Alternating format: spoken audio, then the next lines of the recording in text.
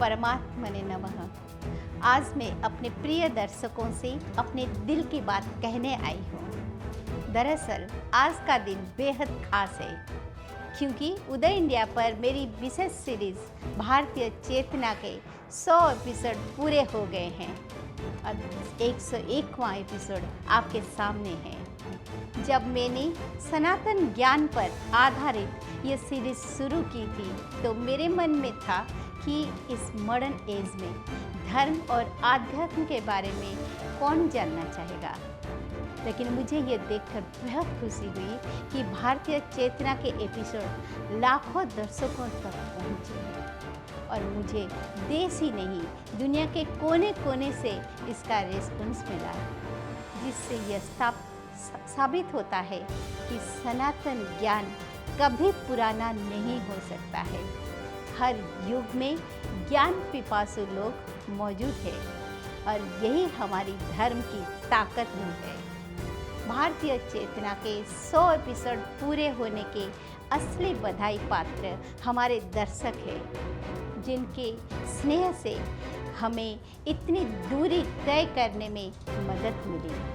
तो आप सभी को बहुत बहुत धन्यवाद।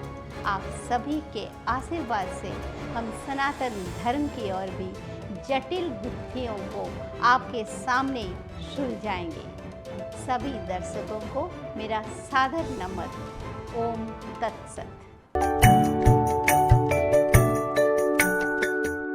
अघोरान्ना परो मंत्रो नास्ति तत्वम गुरु परम। नमस्कार, उदय इंडिया डिजिटल में आपका स्वागत है। मैं हूँ उपाली अपराजिता। सनातन परंपरा में कई उपासना पद्धतियाँ हैं, जिसमें से एक है अघोर साधना पद्धति। लेकिन लोग उसे भयभीत होते हैं क्योंकि अघोरी साधकों की जीवन शैली सामान्य मनुष्य से अलग होती है और वो भयानक दिखते हैं, लेकिन वास्तविकता यह नहीं है। अघोर में दो शब्द है, अ और घोर, यानी घोर रहित, यानी जो सरल हो, उदार हो और जो भेदभाव से रहित हो, वो है अघोर। अघोरी साधकों का निवास स्थान है स्मशान भूमि, क्योंकि स्मशान नश्वरता का बोध कराती है। वास्तविकता यह है कि प्रत्येक प्राणी जन्म के साथ ही अपने मृत्यु निश्चित करके इस धरती पर आता है। यही चरम सत्य है और इस सत्य का बोध स्मशान भूमि में ही हो सकता है। इसीलिए अघोर साधक स्मशान में निवास करता है। अघोरी के लिए चीता और चूल्हे की अग्नि में कोई भेद नहीं होता, क्योंकि वो समदर्शी होता है। उसके लिए जीवित और मृत का भी कोई भेद नहीं होता है, क्योंकि एक अघोरी के दृष्टि मृत्यु के भी परे होती है। उसके लिए मृत्यु मुक्ति का माध्यम है, जिसके जरिए वो परम पिता परमात्मा से मिलन हो कर सकता है। इसीलिए अघोरी मृत्यु से भयभीत नहीं होता, बल्कि प्रतिदिन स्मशान भूमि में बैठकर उसका स्वागत करता है। अघोरी साधकों में पंच मकार साधना प्रचलित है, जिसके बेहद आलोचना की जाती है। पंच मकार का अर्थ है मांस, मत्स्य, मदिरा, मुद्रा और मैथुन। सामान्य मनुष्य के लिए यह पंचमकार घृणा योग्य होती है, लेकिन इसका तात्विक अर्थ अलग है। यहाँ मांस का अर्थ पशु का मांस नहीं है, बल्कि मनुष्य अपनी इंद्रियों के द्वारा जो उपभोग करता है वही मांस है। जिस प्रकार पशु मांस को खाता है, वैसे ही इंद्रिया भोगों का भक्षण करती है।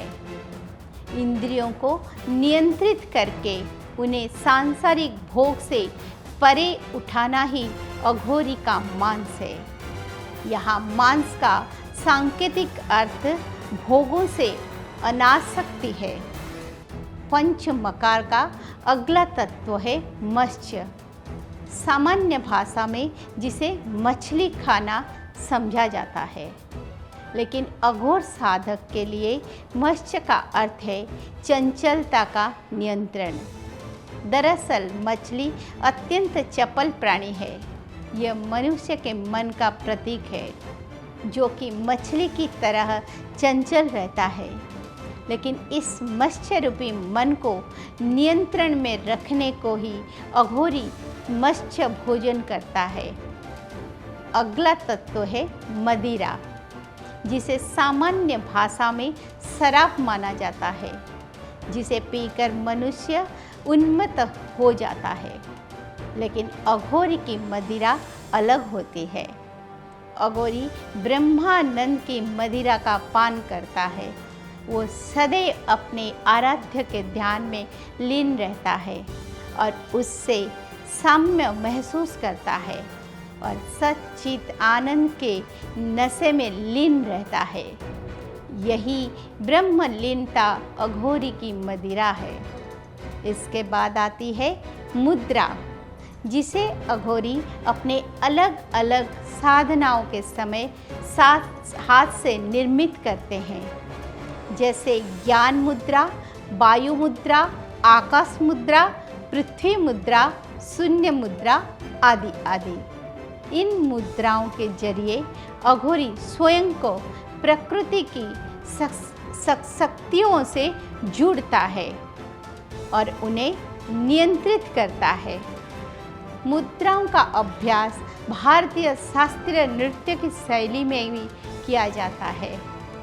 इसके बाद आता है पंच मकार का सबसे विवादास्पद स्वरूप, यानी मैथुन, जिसे सामान्य भाषा में शारीरिक माना जाता है, लेकिन यह सबसे गूढ़ और तात्विक अर्थ समेटे हुए हैं।